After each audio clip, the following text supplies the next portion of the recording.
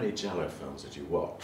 It started with the soundtracks, which were so incredibly lush and romantic, but advanced as well. They're so incongruous compared to the films. And then I got back into Giallo from that, and obviously caught up with Barber. There was a great Barber season at the NFT in 1998. That was me, I programmed that. All comes back to me.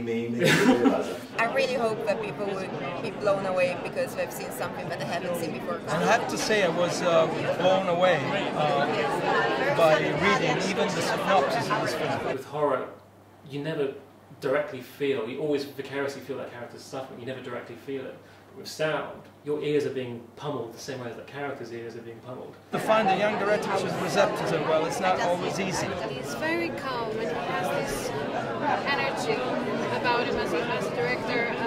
He's not demanding at all, and he sort of lets you find who you are as an actor and what the character should be about. The first appointment with Peter, just talking about the movie. Oh my God, that's a horror movie. I don't like horror movies, so yeah, but it was interesting about the script. It's very strange. It's very intellectual horror in a way. I mean, Peter is able to describe it much better than me. I guess Berberian kind of came from this no man's land, this kind of sonic no man's land between high art, academia and exploitation. On some other level, it's about work. We've all been there, you know, office politics. The UK pick up on other things. Friends of mine in Southern Europe and so on, they really pick up on the expense claim stuff. Whereas the English, you see it, just think, you know, come on, this is like, you know, are you being served or something in Italy? Half of the course, really. Yeah.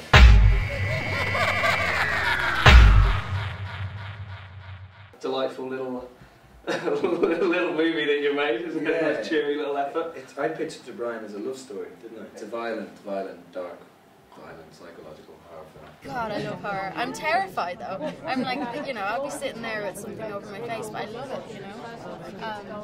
So yeah, but this was much more terrifying acting in it than it was actually watching it. I just wanted to explore the difference, the juxtaposition between the worst of what mankind can do to man and then an actual horror thing. What is actually worse?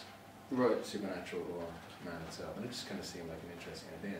Not a lot of acting involved because you're already terrified. There was, to be honest, I would like to say I'm an exceptional actress and, you know, all that fear. I was terrified. It feels sort of largely improvised. How much of the dialogue was already written out? I'd say about 50-50. Yeah, we stuck to it, not rigidly. No. You know, well, the improv bits are terrific in it, but it was great freedom. You never get the chance to do a 12-minute scene.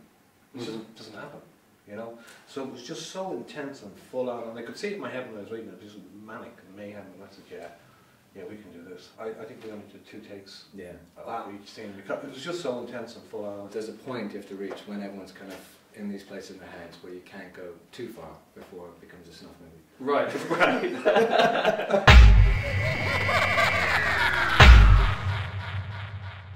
Tulpa is a term which comes from the Tibetan Buddhism, and the monks are able, by meditation and esotericism, to create those tulpas. And they are more or less the materialization of the metaphysical. It's a very sensitive story, it's a very elegant story, it's not just a horror film, you don't see any kitsch. Lisa Boyer lives like a double life. By night she goes in this weird club, which is sort of a tulpa. She puts some makeup on, she dresses in a special way, and she feels really free. One by one, all her lovers start being murdered in horrible ways, but she can't go to the police because the scandal will destroy her professional life. It's not only a carnal experience, it's also for her like a mystical something, you know, like a soul experience somehow. Il fatto che ero convinto che Federico avrebbe fatto un film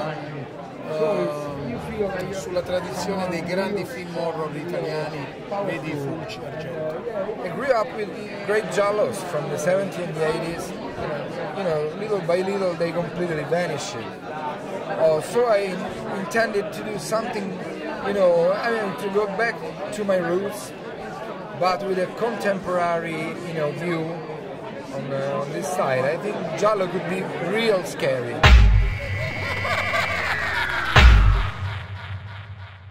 I wonder if you could just start by giving us a little bit of how you developed this project. I met a scientist who was one of the directors of a place called the Max Planck Institute for Molecular Cell Biology and Genetics in Dresden, Germany. I thought it was such a unique location, and the people were so unique, and the science that they were doing was endlessly fascinating to me, that I proposed to them about developing a feature film. The thing I was interested in, though, was dealing with the idea of scientists where they work on biological material, which is life, and what happens when you become so disconnected and distant from it that you sort of forget why you're doing it in the first place. UK audiences will be very familiar with Rik Mayall, who has a role in the film. Obviously, coming from Australia, we also grew up with the young ones and stuff. Darren Wells, the producer, had worked with him and suggested him, and I thought, it's a kind of left-of-centre idea. Then I saw him do an interview where he talked about an accident that he had, and there was a very interesting side to him in that interview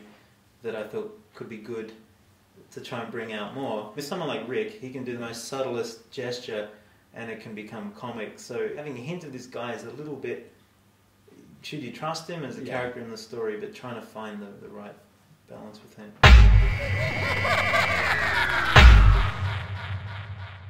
We are introducing the Hammer rediscovery here at FrightFest. What do you think the value is of reintroducing these films from 40, 50 years ago? Well, I think it's great to see them again on a big-ish screen. They look terrific, they roll along wonderfully. But when I saw this morning, I loved. I'm looking forward again to Devil Rides Out, which is up next. Mummy Shroud really rocks. Yeah. To me, these are the horror films I fell in love with when I was a kid.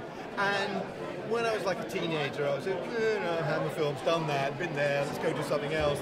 But as I've grown older, I've come to fall back in love with them and notice more things in them every time I watch them again. They're so sort of charming and precise, and yet they still have the thrill of the forbidden, the scary, and weird, horrible things. All the stuff I like.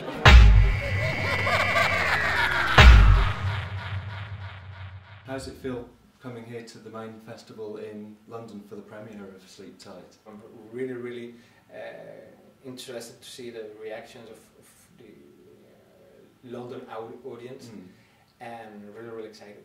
It's a very classical story, you know, an evil character tormenting an innocent girl, using the point of view not of the girl, of the innocent girl, but the point of view of the evil character all the time, from the beginning until the end. The film tried to oblige the audience to be in the side of the evil character. It means a moral conflict from the beginning to the end, and I love the idea. Although he's obviously very nasty, he's very charismatic, and you kind of feel complicit in his actions. He's a great actor, one of the most prestigious actors in Spain. He could be really scary, because he's strong, but at the same time he could be very sweet and very charismatic, you know, and that's what I needed. You're now going to be working on the fourth and final Rep movie, Rep Apocalypse, so can you tell us anything about that? I can tell you that the fourth, it's going to be comeback to the strong horror.